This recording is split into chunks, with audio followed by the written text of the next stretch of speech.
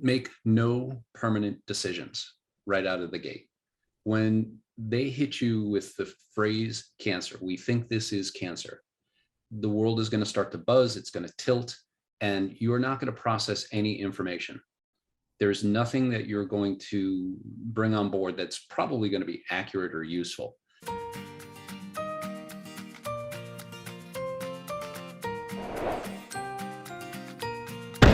Dr. Carey, I'm really happy that you're here, and there's so much to talk about. These are big topics that a lot of people are interested in, and today we're talking about how to prevent, prepare, and move through circumstances such as a cancer diagnosis and or our current situation right now that all of us are in, which is the COVID pandemic. So welcome to the show. Thank you so much for having me. Good morning. Yeah, good morning. So, as we see on the screen here, for those who are watching the video, The Crushing Cancer is your book. And this is a 400-page book, you guys, about everything from what to do from A to Z, including personal things like how to take care of your family and in a situation like this, how to prepare a will, what to ask your doctor, and so many other things. So, Carrie, I appreciate that. We're going to get to the book in just a moment. But as a practicing physician in an ER, you regularly come across people who are in obviously dire straits. Yes. Tell me a little bit about, especially in this age that we're in now, what you're seeing in the emergency room, that's new, that's the same, that's different, and how are people handling the stress of what goes on in that place? Sure. These are extraordinary times. The pandemic, I don't think anybody who saw the initial information, what was going on in Wuhan, thought that it would become all of this. And over the last 2 years, we've seen American healthcare has been transformed, and the people, their expectations of what's going to happen in the emergency department, and their attitudes towards the people who render care have changed dramatically, and unfortunately not for the better. There's a lot of frustration, and people directed at the nurses, the doctors, the techs. So it's become a very, I've been doing this for about 20 years, and it's become a very different environment. Mm. And people are, for the patient side of the house, they're scared. They don't know what to think. They don't know what's going to happen. And there's an enormous number of things that are heartbreaking. Unfortunately, when we have these big upswings, we have to limit the number of people who go into the care areas. So we will have people admitted to the ICU who, the chances are that they're going to die, and they can't have family with them. Mm. And that's, what could be worse? Yeah. Somebody that you love is going to pass and you can't be there. And we can't connect with the people who need to get vaccinated and mask and distance and do all these things to get it back down so we can get to normal operations. So So, there's a lot of moving parts. I apologize for the long-windedness. no, I'm sure there's a lot going on for sure, and I appreciate your insight. Tell me what hospital or facility are you now? I'm on the eastern shore of Maryland, so I work with a company that staffs 4 different emergency departments. Oh, wow. So we're out in Berlin and Salisbury, down in Crisfield, and up in Delaware. So it's a pretty geographically large area. It's 3 community hospitals and a trauma center. So when COVID started, when the pandemic began, and then it picked up force, you know, I think part of the problem with the communication and the media and the politicizing everything, obviously those are big issues. Yes. A lot of people, though, were going to these hospitals or urgent cares and going, where's the line? What's going on? We're hearing all this in the news, but I don't see it in my area. I don't see it in my hospital. So can you confirm for us, at least where you are working and what you see? Is it true that there have been and are currently either lines or an influx of people in the emergency room or in the hospital itself due to the kind of a strangulation of our system right now? Sure. So the ghost town emergency department thing that happened a while back, when the pandemic first started, people got extremely frightened, and they stayed away from emergency departments, which created an enormous problem for us because we had people coming in. They would wait and wait and wait and get desperately ill before they would call the ambulance and come in. So Mm. that was one set of problems. That's worn off now. So now we are just absolutely flooded. We have people who are uh, coming in for testing. They just want COVID tests. So they'll jam up the emergency department waiting room, and it's like you can get them anywhere. I mean, at this point, you can get them for home, you can get them at the pharmacy, you can get them at Walmart. I mean, they're just everywhere. I think that you can get them at Walmart. So yeah, my past few shifts have absolutely been a nightmare in trying to get to people who are sick. Now, against that also, we've seen a drop off in staffing. It's very difficult to get staff now. We're always hurting for staff. That's not just our group, that's across the nation. So we're filled. Our particular facility, we had a high somewhere in the 50s as far as COVID patients who had been admitted. And this past holiday, we've gone up over 70, almost to 80, Oh, wow. and we were considered ourselves over full in the 50s. Yeah. So now we go up into this. So yeah, it is, if you can use an urgent care, telemedicine, any of those things to keep out of the emergency department with non-emergencies, that is the best way to go and leave the emergency resources that we have for the people who need it. Yes. So, and testing, if you go to an emergency department to test, shame on you. That is a terrible thing to do. Yeah, unfortunately, though, I think now, especially with Omicron, the testing is becoming more limited, so people don't know where to go. I guess I would never think to go to the emergency room to get tested, but I guess people do. But I know, in the stores and a lot of the urgent cares, for example, in Manhattan, several of them closed down. So I guess people are starting to panic again, as we saw in the first wave of Mhm. how do I know and what do I do, and then they just rush to the emergency room Yeah, for that's assistance. whenever somebody can't figure out what to do, go to the emergency department. It's a default setting. Wow. Police find a drunk or somebody on the side of the road. What do we do with them? Bring them to the ER. And we are. I mean, we are the problem solvers in the system. So when something doesn't fit anywhere else and you can't figure out what else to do, you go to the ER and we sort it. So we've been doing that we're victims of our own success because people have become habituated to it. Yes. So Someone who's had to go to the ER, well, I guess it was a few years ago now. I think many people have had the experience of going and being frustrated and waiting. But what we're hearing from you is that the waiting is because it's become a one-stop source for almost everyone that has needs, and everything. yeah, it's flooding Yeah. the system. Yeah, it all goes back. I'll give you the 30-second history of emergency medicine. It goes back to 1986 when there was an anti-dumping bill. Some of the private hospitals, if you couldn't pay, they would put you in an ambulance and send you over to the county hospital. They didn't want patients that couldn't pay. So they solved this by creating or passing a law called EMTALA, Emergency Medicine Treatment and Active Labor Act, which meant that if somebody comes to our door, we have to do a medical screening exam. And it's kind of evolved from that to say, okay, well, we don't just have to determine whether or not there's a medical emergency and treat it. If there is, we're going to take care of whatever you've got. And it's gotten to be a merge of emergency medicine, critical care, trauma care sort of stuff, and convenience care, and we don't know what else to do care. So Right. it's been 30, 40 years coming, but we are now the one-stop shopping for anything anybody can't figure out what to do. So, So and in for COVID, there's a lot of that. And in cancer, there's a lot of that. a lot of that. There's so much confusion and fear, and I think you said that's the big word is fear. When Oh we yeah. get a diagnosis, whether it's something like COVID, cancer, or some other illness that we fear is terminal, then a lot of response is to go to the panic and the fear mode and not know what to do. And this is one of the reasons I believe you wrote your book. But let's talk about COVID just a little bit longer, because Sure. if someone does get COVID or gets, the positive test result, whether it's Omicron or Delta, and I may be mispronouncing it, I'm not sure, but No, you're fine. whatever strain that it is, what do you suggest a person does first? Well, take an assessment of where you are, right? So if you get a positive test. Okay, one, are you healthy? If you're a normal, healthy person, especially if you don't have issues with the lungs, COPD, lung cancer, those sorts of things, morbid obesity is a major risk factor. This virus primarily attacks the lungs. Okay, it can get everywhere in the body. There's a whole big, long, complicated reason why, but it primarily attacks the lungs. So if you have lung capacity to carry you through, you're probably gonna do okay, right? If you don't, you're not, and it really comes down to that. So are you a reasonably healthy person? Can reasonably healthy people get sick and die? Yes, absolutely. Right now, a friend of our family who 51-year-old mother of three is not probably not going to survive the day. She was otherwise healthy. She had lymphoma. Her family believed in vaccination, but they were trying to determine whether or not they could vaccinate her while she was under care. And in that time, she got COVID.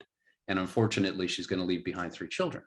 So, everything has its caveat. Everything, so and what are your symptoms? Are you feeling, there's the old joke about guy gets the flu, right? It's man flu, right? And then the female version of that, Shebola. And some people are better at dealing with these things than others. But if you think you need to be checked because you're feeling unwell, come. We want to see you. If you're thinking of coming to the ER just because you tested positive, I don't know what we would do for you. There are really no scientifically vetted, approved treatments at this point. We're trying. We've gone through remdesivir, we've gone through the monoclonal antibodies. I won't even start on ivermectin and hydroxychloroquine. They don't work. But we don't have a really good therapeutic approach just yet. The new oral pills are very interesting. We'll see what they turn into. Mm-hmm. Well, I really appreciate, coming from my background, the holistic healing world, I appreciate information to help be preventative and just overall support our body system in general. And I know there's been, scientific evidence about vitamin D and different nutritional supplements or foods and so forth that can just, well, one, a lot of people are just deficient in that we need that Yes. support physically Yes. to become and be healthy beings. And as you said, if we're moderately healthy overall, we have a much better chance of, the COVID doesn't have to be a death sentence for everyone. Absolutely. And you said the key word right there was prevention. If you take care of yourself nutritionally, if you make sure that you're eating the right things, you're supplementing as you need, yeah, that's going to help you enormously. Taking a holistic approach to your health is, yeah, it's there are no quick fixes. It's what was it? One of the founding fathers, I forget which one, was, let sunshine be your medicine. Mm-hmm. It's get out, engage in the world, exercise, treat Yeah. your body right, and it'll see you through a lot. I Yes. have a 97-year-old father who's a mechanic who worked every day, and he's still working. He's 97, he's still working, he won't stop. Yeah. But he stayed active and he ate well, and yeah, so Well, yes, I think you just said a key word, which is engagement. I live by myself primarily, and I recognize after too many days being isolated and just focused on the computer and all the things to do, something goes a little askew inside, and I have to go out and engage in the world, in nature, and breathing and connecting with people, and those things go a really long way. And similarly, my father was a mechanic, and he's still very Hmm, active and late in his yeah, 70s. And, and it kind of goes to show you that even one might say, well, mechanics around all those fumes and, toxic mhm, chemicals and that kind of thing. But if they're engaged in their heart space and they're active and they're participating in their life, that can go a really long way, as you said. And I oh wholeheartedly yes. agree. I agree with you. I had listened to your podcast on toxic positivity, Yes. and some of that was fabulous, by the way. That was really good 27 minutes of advice. If anybody's listening to this hasn't listened to that, go listen to that and come back. But that idea of engaging, when you are having that authentic, like, this is a lousy moment in my lifetime, yeah, getting out and yeah, it will change it'll reset Yes. your mental being. So Yes. just that. Yeah. No, I agree with that wholeheartedly. Yes. Well, Dr. Carey, I cannot imagine what you have seen in the emergency room working in that environment for 20 years. I just cannot fathom what that experience is like. I know I couldn't do it. And I applaud you and thank you and people like you for what you do for all of us. And just seeing day after day of that kind of fear, panic, trauma, loss, the urgency to help someone.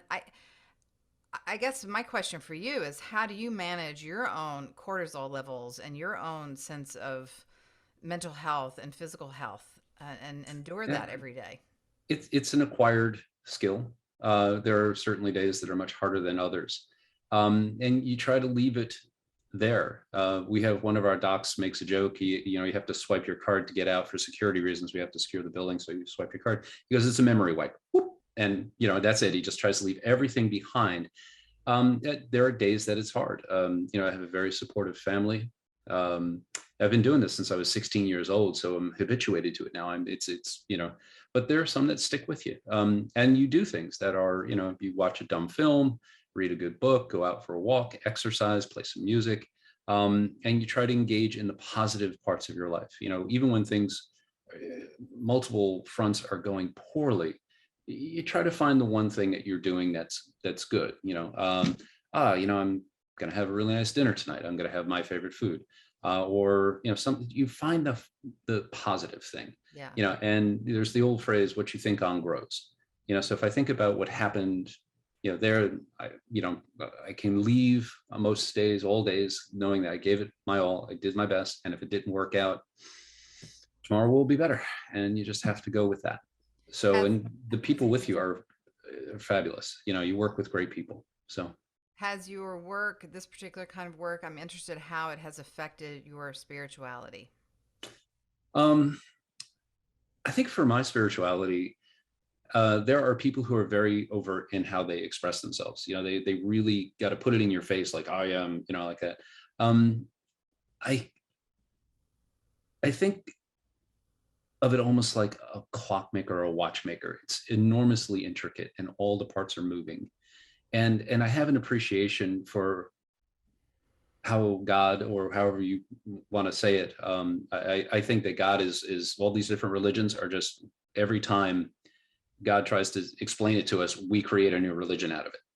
So I think there's probably just a unifying thing there. But you understand the tempo and the current and the beat of it. Doing this work.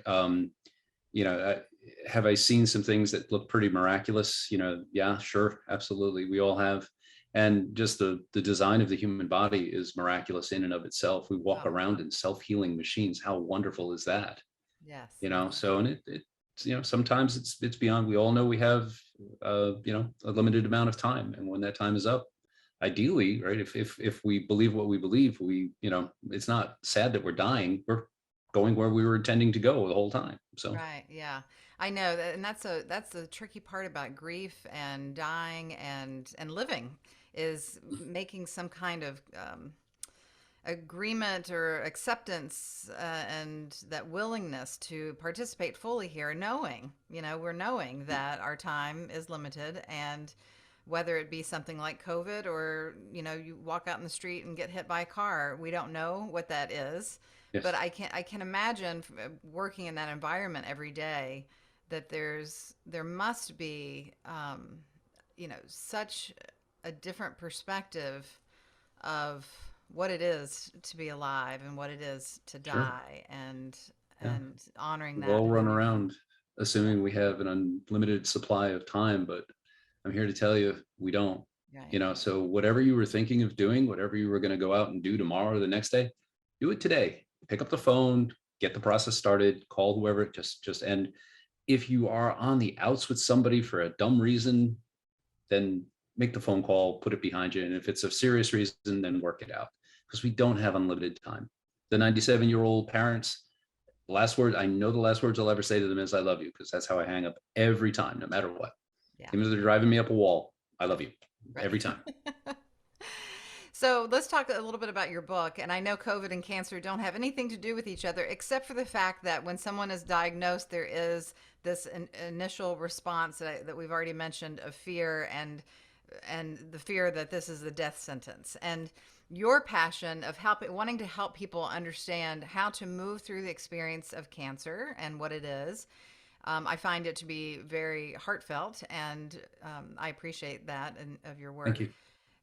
When someone gets a cancer diagnosis and doesn't know what to do, I think it's the overwhelm and the preconceived notion of I'm going to die within weeks to months after this, Mhm. which doesn't have to be true, I don't believe. Absolutely.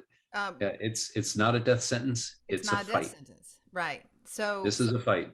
what do you suggest for a person and maybe it's similar to what you suggest for a person when they get COVID. What do you suggest for a person when they receive that cancer diagnosis? What to do in the next 24, 48, 72 hours while they're processing this information? Sure.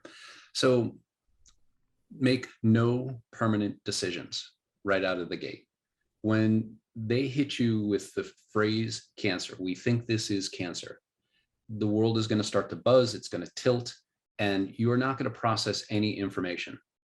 There's nothing that you're going to bring on board that's probably going to be accurate or useful. One of the people who helped me, Dr. Karen Martin, she got a diagnosis when she was probably in her 30s. She's, well, I'm not allowed to tell her age now, but it was a while ago. And she said, she got home and she had her husband with her, who was a very grounded guy, is a fantastic guy. And when she got home, she started saying, okay, the doctor said this, this, and this. And Dave, being is, more grounded, he was like, he didn't say any of that. There's nothing, no, that's no. So if you can, if you're going to the doctor and you think he's going to give you that diagnosis, have somebody with you. I use the term wingman, right? So ex-New York Air National Guard guy, I'm going to use that sort of phraseology. And have somebody with you who can be your ears and write everything down. Day one, start just writing everything down. And make no decisions, as I said, make no decisions that are permanent. Don't give away your car. Oh, it's all over, I'm going to give away. No. All right. When you can start to take information on, then start to make your plan, right? Figure out who your phone calls are. Most people, the immediate needs are daycare, pet care. What am I going to do about, my employment situation? Do I have a supportive employer, or is he looking for a reason to boot me? Get a lay of the land. Health stock, of course, is important. We were talking about with COVID. If you are 90 whatever years old and it's just the next thing, are you really going to want to go through chemo and do all those things? And if you do, all right, we're right with you. So those are the first steps. Don't do anything rash. Yeah. Have somebody with you who can be a voice of reason and document everything, write everything down. You're not gonna get it right the first time. That's a good suggestion. Is it legal to record conversations with doctors? It's really a dependent, if the doctor knows about it and gives permission, yeah. Okay. But we've seen it happen where people sneak up behind doctors in the emergency department who are trying to give complicated and potentially unhappy news, and there's somebody behind them TikToking it. And that's not okay. Yeah. There's I was also just the thinking problem. it may be helpful if you didn't have a wingman, ask the doctor, do you Yeah, mind if I and I record record this. Yep, this and everybody conversation? has a recorder with them. So yeah, no, you're absolutely right. It's a good idea, as long as the two caveats are, as long as the doctor is comfortable with it, right, or the nurse practitioner, physician assistant, nurse navigator. And the other is that you have to be really careful if you're in patient care areas, the HIPAA laws, the privacy laws. You can't record in those areas because it would be a violation of other people's rights. So you have to be careful on that. So if you're in your doctor's office and he's okay with it, she's okay with it, that should be perfectly fine. I would think. That again, every physician is different. Right. So, Dr. Carey, why do you think, and correct me if I'm wrong, but I don't believe that there is, why do you think there is not a cure for cancer yet? Well, cancer, people say cancer, but what cancer is not one disease. Yeah. Cancer is a myriad of diseases, and they have a single unifying characteristic of uncontrolled growth. So, for example, put your hands together like this, right? Now, why are your fingers the same size? Left to right, right? They're not like this, right? So your hand knows to stop growing at a certain point. Yes. Right? I've always found that Why are you fascinating. not taller? Why are you not, right? We have built-in signals that tell a cell to stop growing at a certain point. That's it. That's how tall you're supposed to get. We can get wider because we have the capacity to we can store fuel, right, as fat, but we don't get taller by eating more, right? So every cell has its signal to stop. When that signal gets broken, you've got cancer. And what makes the signal break? There are a whole myriad of things that cause it. A lot of times it's inflammation. Now we're kind of going over into the holistic world, reducing inflammation, those things in our environment that do that. Um, Smoking, toxins, those sorts of things, they damage the cellular machinery. Some of it's genetic. This is in breast cancer, the BRCA gene that most people have heard of. Some of it's viral. This is why Gardasil, the HPV vaccine, is the first time in history we can prevent cancer by vaccination. Mm, I mean, that's an incredible thing. yeah. So, there are a lot of reasons why it happens. The cells have to keep duplicating. You go from one cell to billions upon billions of cells. So every time you have to copy that exactly right. If you break that thing that says stop growing because you've, put toxins in your body or, whatever, then that's how you get cancer. Yeah. So it makes me want to just only eat fruits and vegetables and walk all day Yeah, because we it all does. put toxins in our body at some point, especially when we're younger. And for those who are uneducated or don't have financial resources to get high quality foods or access So, to the outdoors. So, mhm. what about for people who feel, I don't know, stuck or afraid that they're not, that they don't have the tools that they need to help their body, or if they feel so afraid all the time to never have a drink or never have a cigarette or never have a sugar or never have a something, or if Yeah, they did, then they're killing themselves. What do we say to yeah. those people? Well, I would say one, we talked about the miracle before, the self-healing body. And we do a ton of stuff to our bodies that the body just goes, okay, we're going to do this again. All right, I'll fix it for you. But everything we have in life comes with its upside and its downside. So skin cancer, right? You get exposed to the sun, you run the risk of skin cancer. You don't get exposed to the sun, you don't get the vitamin D metabolism, seasonal affective depression, right? All that. So we need sunlight. We have to get out there. We need it, but we run the risk of cancer if we do it, right? It's a minimal risk for what we get, but still. So all of life comes with risk. You get in a car, you could get in an accident. You walk down the street, some could fall on your head. So do the best you can. And this goes back to what you were saying with the toxic positivity. Accept your limitations, accept that it's not always going to be perfect, and go live your life. Yeah. It's of no use to make yourself absolutely miserable day to day to day because we've only got so many of them, Right. right? Do Yes. your best. If let's say you're in a food desert where you're not going to get fresh produce and all that, then just do your best when you're somewhere where you can eat the banana versus the Big Mac. Eat the banana. Do what you can for yourself, and then just accept that you're doing your best. Where you Yeah. can improve it, improve it.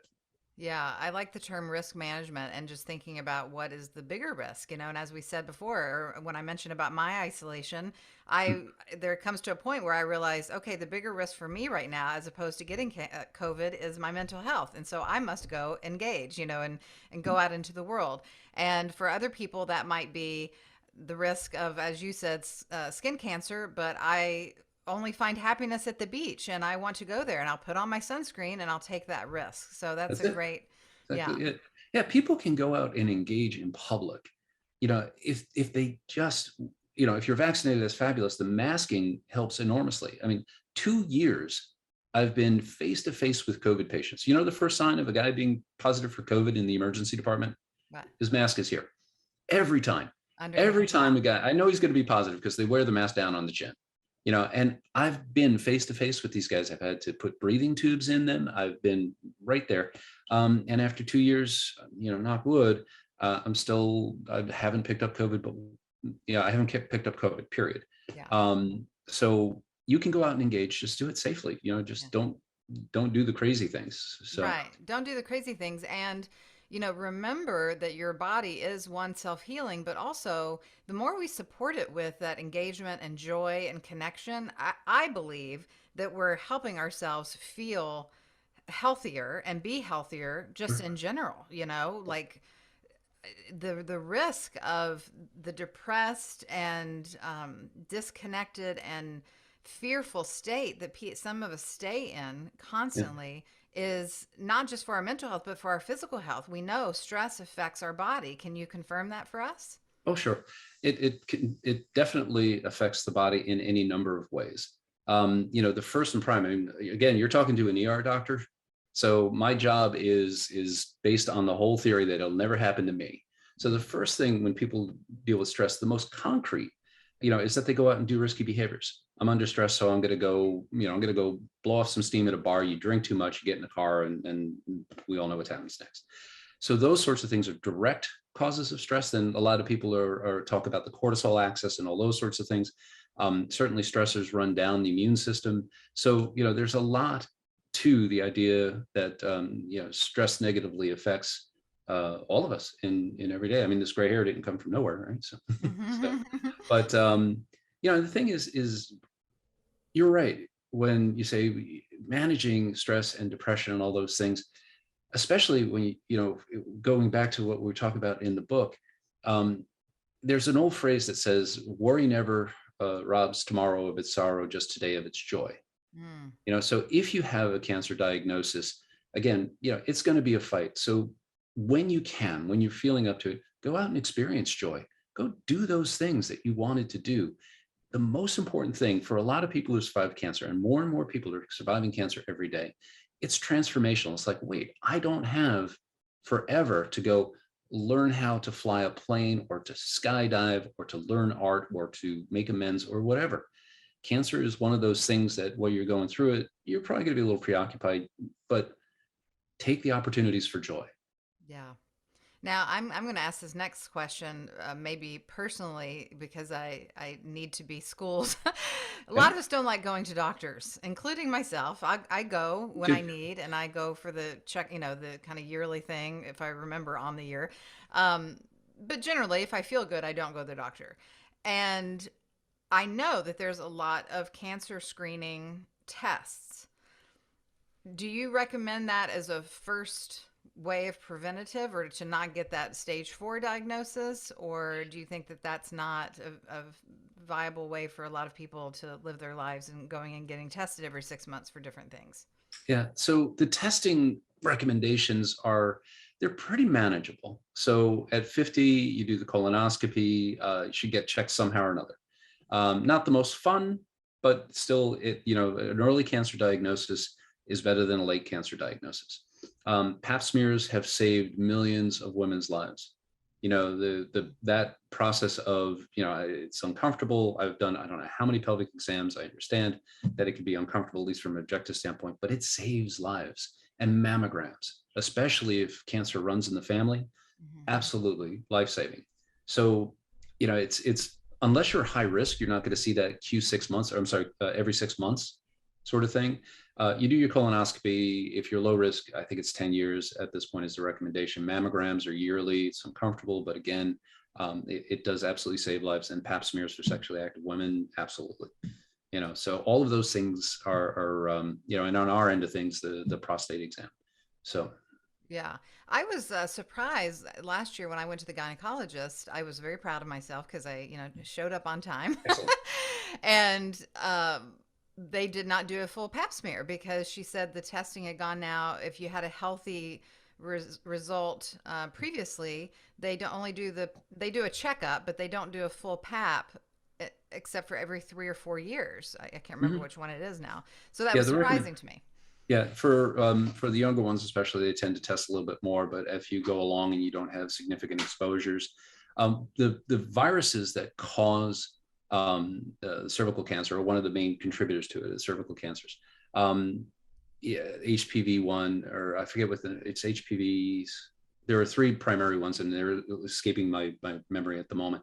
But you know, after a certain point, 3 years is okay.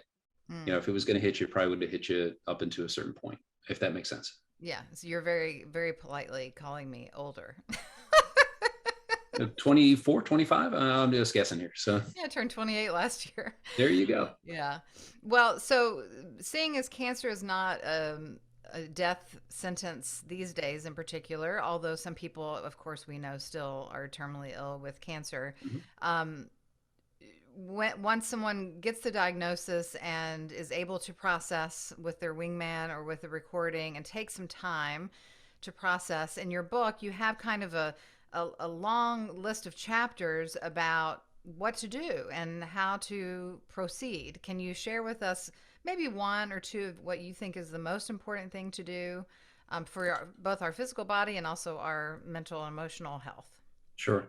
So the those checklists of things we were talking about for mental health, there are going to be good days, there are going to be bad days. And again, going back to your toxic positivity thing, accept that authentically it's going to happen. There are going to be days when you're going to rage at the moon, and there are going to be days when you're like, I got this.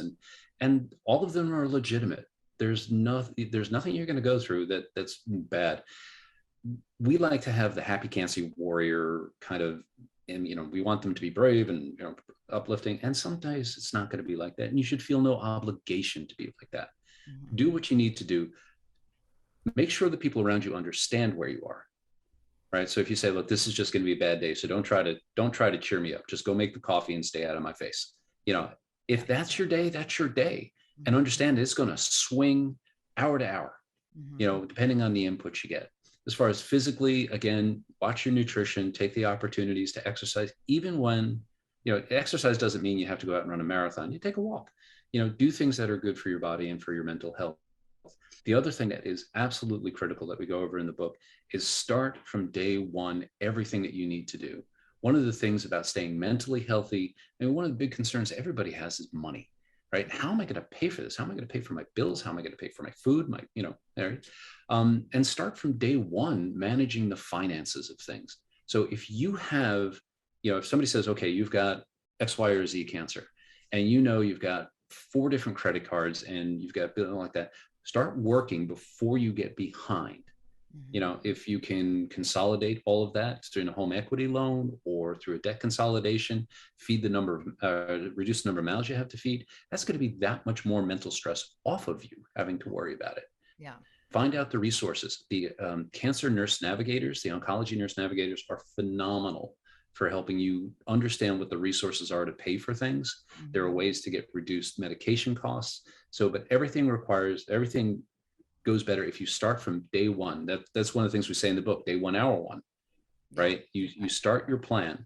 And that's probably, I would say, the 3 most important things right off the bat. And the book goes into exactly how to do that. Yeah. Well, I appreciate that so much. And, I have never had a cancer diagnosis, so I can only speak about the clients that I have worked with and or friends and family that I've known. I can imagine, aside from the initial shock and the fear that takes over a person's mind and body with a diagnosis such as that, and then thinking, like you're saying, about all this planning and the things to do and things to stay on top of, and to give us a sense of control and that autonomy again, I think, which is partly healthy or very healthy in certain circumstances. But I would assume that that kind of diagnosis would bring up within a person such, almost like reviewing their life, and also in an emotional way too, because so often we're living on autopilot and we just have these expectations of how every day's going to go, and we're doing Wednesday just like we did Monday, and Friday will be a little different because the weekend's coming, and here's how we do the weekend, and we have all these distractions and we are on this autopilot. And I would assume that a diagnosis like that not only wakes up the mind but the emotional body of regrets that a person has in their life, anger of what's going on, not only for them, but for other people who've been like them, perhaps feeling like a victim, so many different emotional aspects that likely were within us previously, but are now, kind of being highlighted with a diagnosis like this. So I think it can be a very, I don't want to say powerful because that sounds overly optimistic, but you're transformative right. time. And you're right on both counts. I mean, when somebody says to you, you have cancer, which is something you've been fearing or you wouldn't have sought care, right? Most time. I mean, we have that surprise diagnosis because of people come in. One guy I remember very clearly thought he hurt his shoulder golfing, and then he had a large tumor in his chest.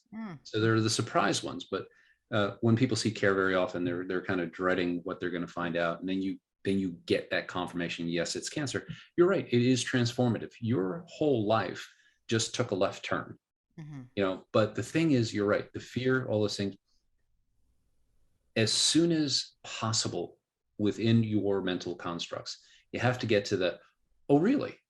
All right. You want to fight? bring it, let's go. Because that's what we have now.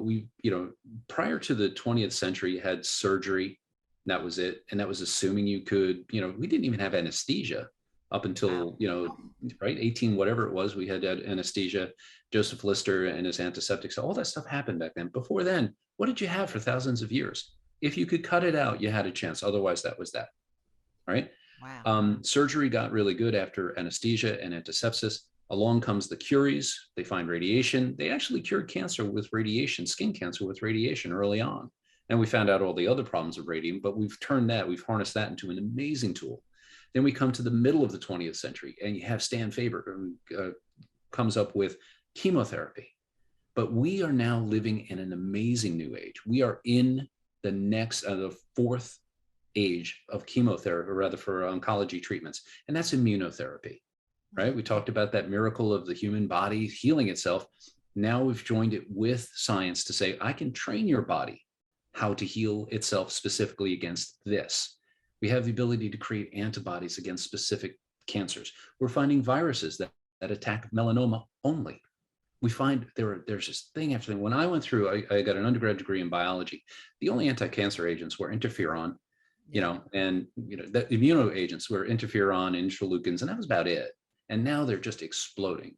So just an enormous number of reasons to be hopeful when you get that. So when they tell you, if they say to you, you have cancer, bring it, let's go. If this has got to be how it is, I don't want this, but if this is how it's going to be, all right, you're gonna have to take it if you want it. So Yeah.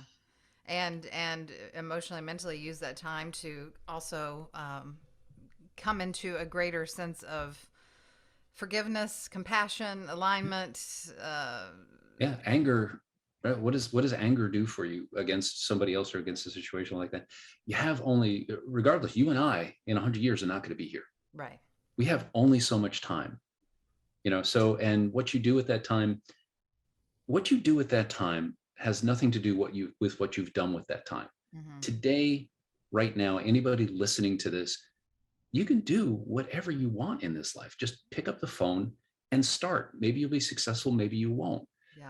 I went into pararescue in the Air Force. I wanted to jump out of airplanes in scuba suits and go save people, right? And I did not get to do that, but it put me on a different track where I became a diversity and equity trainer for the Air National Guard. And I wrote syllabi and I hunted racists on base, and it was amazing, Mm-hmm. right?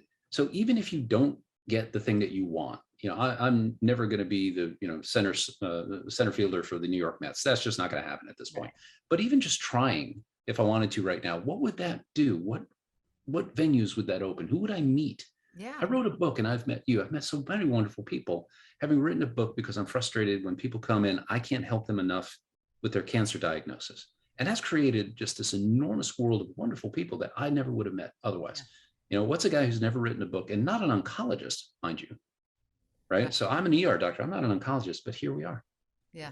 I know it is amazing, and I wholeheartedly agree with you. When we take that action, and that's one of the steps in my book, is sometimes the action can just be changing our mindset or practicing calming our nervous system with our breath, or so many different things. And sometimes the action is getting out there and doing the thing, taking the next step, making the phone call, doing the thing.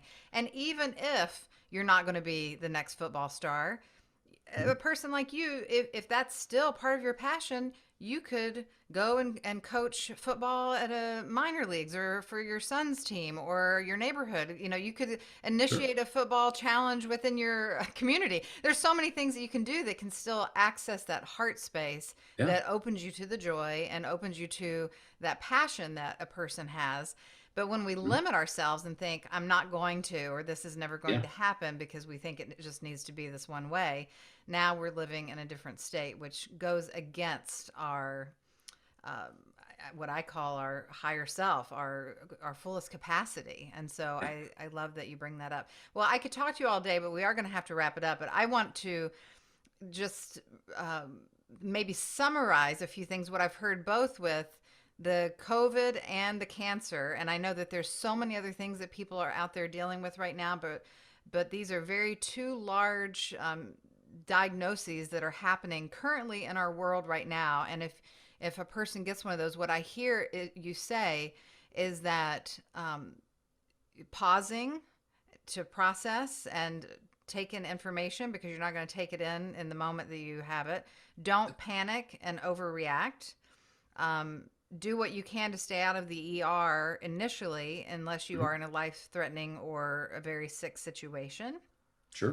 Support your body, from Always. inflammation to diet and wellness, and support your mind by engaging and connecting, and try to be as preventative as possible, so that whatever comes our way, we have a stronger force to deal with inside with this self-healing machine. Absolutely. Well, thank you very much, Dr. Carey, for being on, for all the work that you do and continue to do and have done for people to save lives, to not just save lives, but to empower and inspire people with your words of wisdom in your book, Crushing Cancer, and just the heart and the energy that you bring every day Thank you. to what life Thank you is. very much. And for everybody listening, remember, not a death sentence. It's a fight. And like coming from an Irishman, a good fight. Right? You can win this. You can do it. Thank you so much. All right. Thank you so much. Take care.